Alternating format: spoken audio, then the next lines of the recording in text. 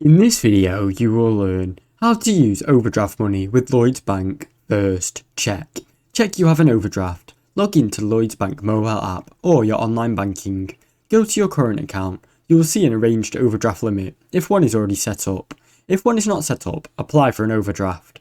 In the app or online, tap on More, then Overdrafts, then Apply or Manage Overdraft. Choose your desired limit, then submit the application. Lloyds will check your eligibility, then give you a final decision, usually within 2 minutes. Start using the overdraft. Once you're approved, you can spend more money than you have in your account, up to its arranged limit. Use your debit card, pay bills, or even make transfers as usual.